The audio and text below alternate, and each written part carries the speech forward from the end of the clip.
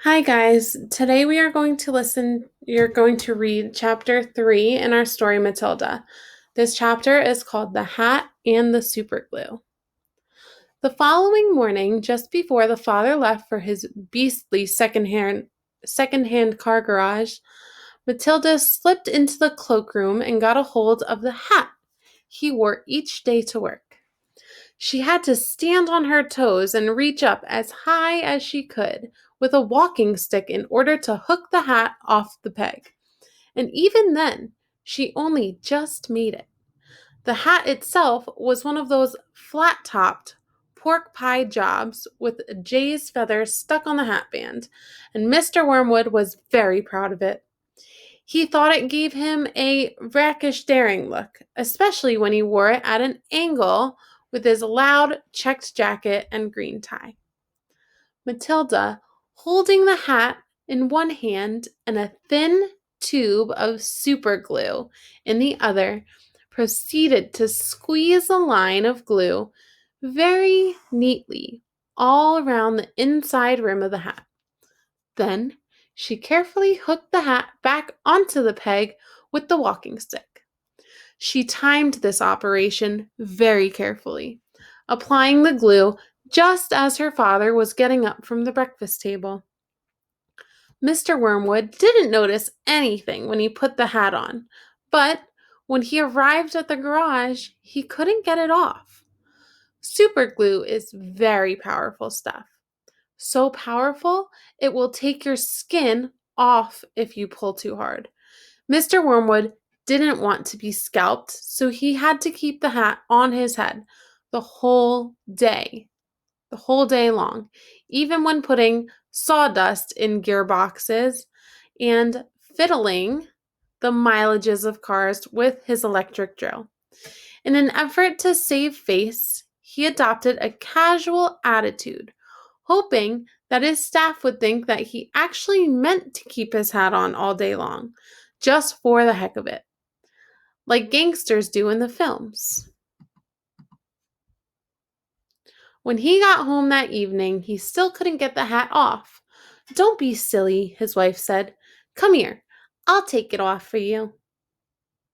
She gave the hat a sharp yank. Mr. Wormwood let out a yell that rattled the window panes. "Ow!" he screamed. "Don't do that. Let go. You'll take half the skin off my forehead."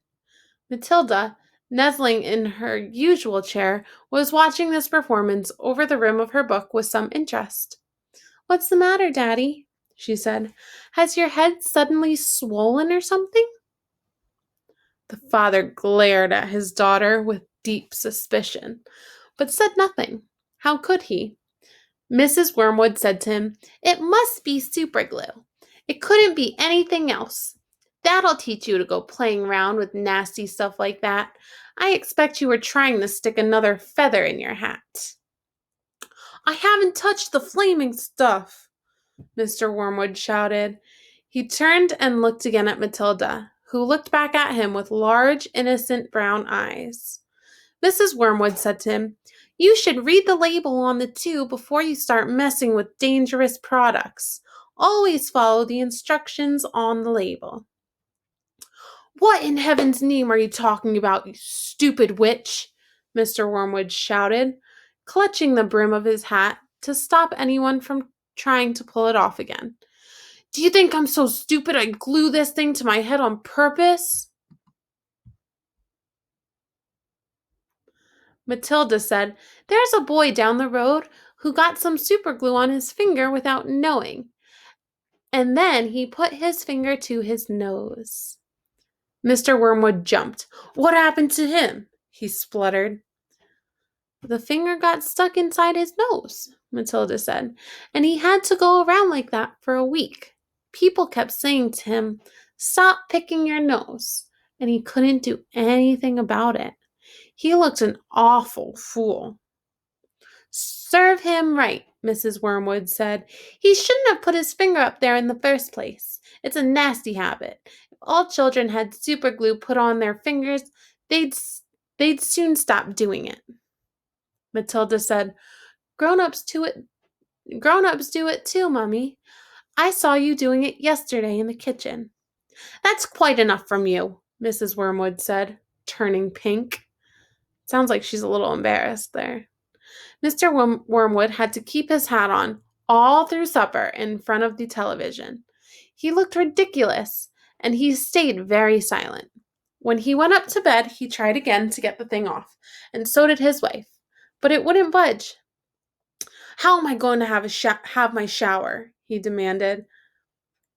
"You'll just have to do without it, won't you?" his wife told him.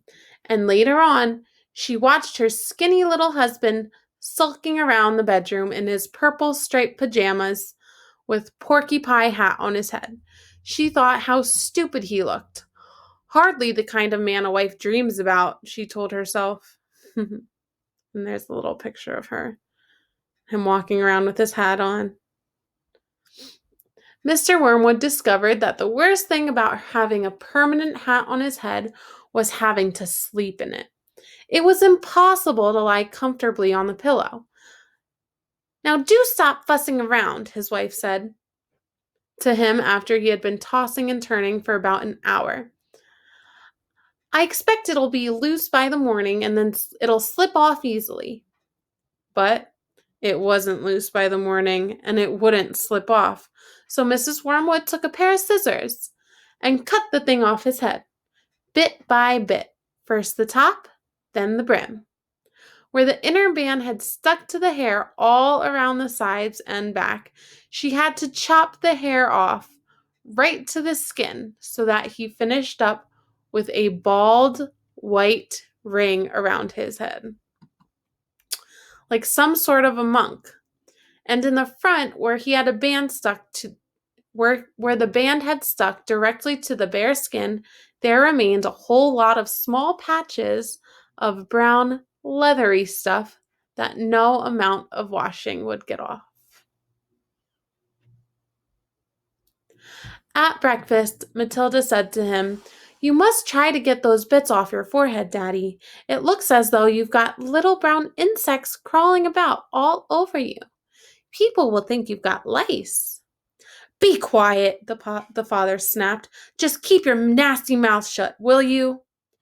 All in all, it was a most satisfactory exercise, but it was surely too much to hope that it had taught the father a permanent lesson.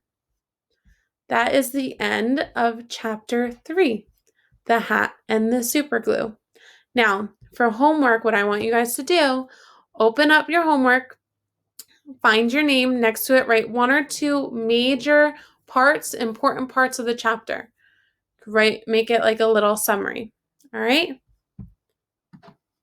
Have fun.